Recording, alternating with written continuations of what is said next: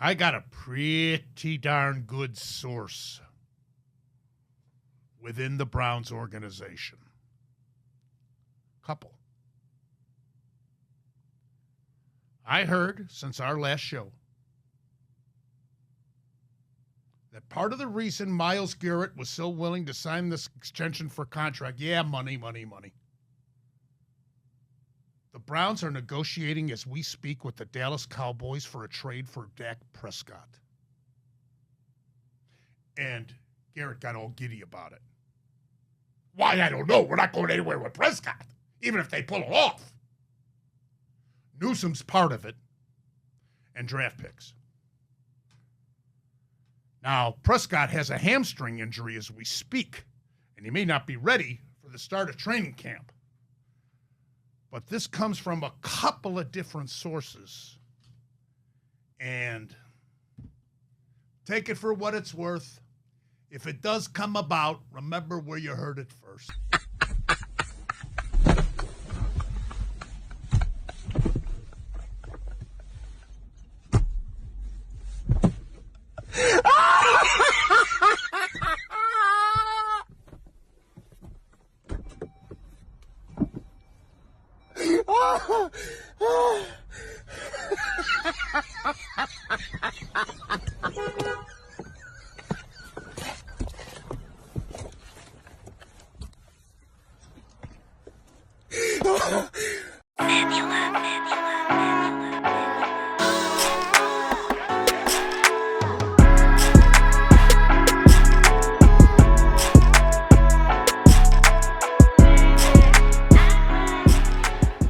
What's good, people? It's your boy, Mr. Rome, Cowboys Fan Talk, right back. Like I never left. What's up with y'all, man? I had to play that laughable clip in the beginning just so y'all can understand where this video came from and why it's so crazy out here right now. Yeah. Do y'all want me to talk about let me talk about the Dak thing in a second. First and foremost, let me get this Cowboys news. It's slow news right now, but I want to talk about things to y'all that's hopefully relevant. First things, let's get the Trey Lance stuff out of the order. It's relevant because we 100% will not have Trey Lance as our backup this year. The reason why I brought it up is because although most people say, well, I didn't think you're going to be a backup anyway, I was thinking that was the Cowboys' backup plan. I feel like they tanked Trey Lance's value, right, during the season. They ain't want him to play. Even when there was no chance we was making the playoffs, they kept running Cooper Rush out there. I was like, yo, see what you got in Trey Lance. And we didn't get it to the last game. So I tanked this value, but they did a little bit too much good of a job because now no teams will even sign him. He's literally going to be, I think they're saying that the CFL team, the Saskatchewan Rough Riders, want to negotiate a deal to bring Trey Lance there to play. And it's kind of sad at this point. I ain't want him back as a Cowboys backup, but he can't even get on the NFL team. Not as a third stringer, not in a practice squad. It's a sad fall. And I know it's crazy coming from me because I was out there saying, yo, I do not want Trey Lance. He's treated to the dash. And I meant that, but not like I didn't want the man to not be able to get a job. So now it just feels bad, but that's the deal. Like he's going to the CFL. Maybe he can show that he can play and maybe get back in the NFL. We'll see, man. I wish that man luck. Yeah, but we'll be looking. We're 100% getting a different backup quarterback. I don't know who it's going to be, but right now it's just Dak and I think Will Grier. That's not going to be enough. So I don't know who it's going to be. It's going to be interesting. Something new for the team. We'll be getting a backup quarterback. Let's talk about this Ceedee Lamb rule change. That is just, I'm calling it the Ceedee Lamb rule because it's foul. Ceedee Lamb, literally right now is being reported. The NFL has passed a rule change that if you get up after you get a first down or a touchdown and do this, it is a 15-yard penalty, not a fine. 15-yard in-game penalty. And Ceedee Lamb responded to it knowing it's corny. Like, this is a Ceedee Lamb rule. I know Debo Samuel and other players do it. Ceedee Lamb popularized it. That is his thing. I'm sorry. No one else really. That's his thing. He gets up and now they're saying it's violent.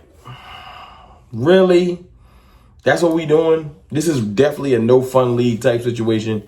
I think it's super duper corny. Super corny. And Ceedee Lamb agrees with me. It is what it is. When you're an innovator and somebody that comes up with cool stuff, Ceedee Lamb will be just fine. He'll come up with something else new that they might ban.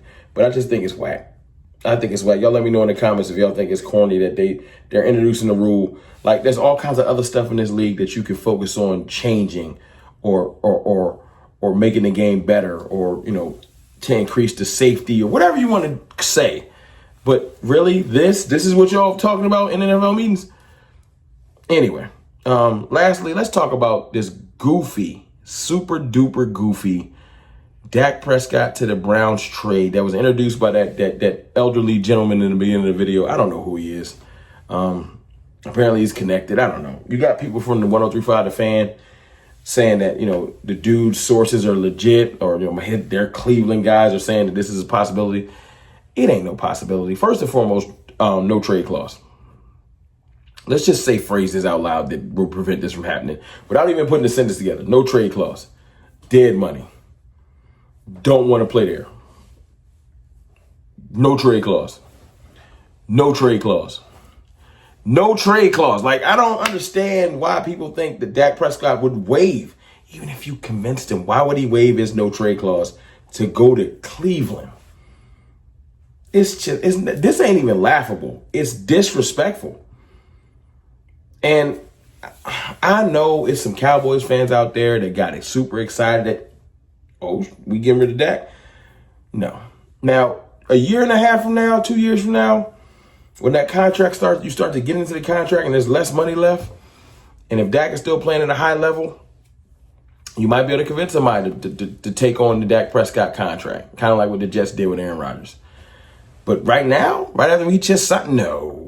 And they restructured him, would make the dead money worse. Like, it ain't happening. Now, listen, I'm late to the party. I'm sure you've seen this video, this topic talked about all day.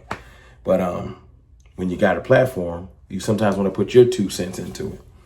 You know, so let's do this real quick. As stupid as it sounds, I want to ask y'all a question, because this is all hypothetically. Do some of y'all want? Because the option is trade Dak to Cleveland to get the second pick and take who? Shedeur Sanders? I would love for a Dak Prescott hater, somebody that just does not like Dak, to come into my comments if you're watching. And please explain to me why you would want Shedeur Sanders over Dak Prescott right now. What is it that Shedeur does that makes you be like, yo, he'd be way better than Dak Prescott? Because I know it's somebody out there, and I want to be amused. As far as the people that live in reality, it was a nothing burger when it first came up. It's still it's almost not worth discussing. But it's such a slow news day. Let's just admit it. Let's just be real. Ain't nothing going on. The Ceedee Lamb rule actually does affect this team. That's real. That 15-yard pick. If Ceedee Lamb has a Freudian or like a subconscious moment where he forgets and he does his normal celebration because it's ingrained, it's 15 yards. That can affect us. If he forgets one time, it can mess a game up for us. Trey Lance, the thing, we knew he was going to get a backup quarterback, but the Dak Prescott, ain't nobody. No. Because no trade clause. But look, it's your boy, Mr. Rome, man. The Ceedee Lamb thing is stupid. I hope they can appeal it or something like that. I don't know if it's just set in stone, because it really can affect us. I'm not saying Ceedee Lamb's going to forget, but you do something for 4 or 5 years in the league, and after you get up, that's just what you do. You after a big hit or a big catch, big hit, you prone to forget. 15 yards can change a game. So it's pretty important. But listen, y'all have a good rest of your evening, man.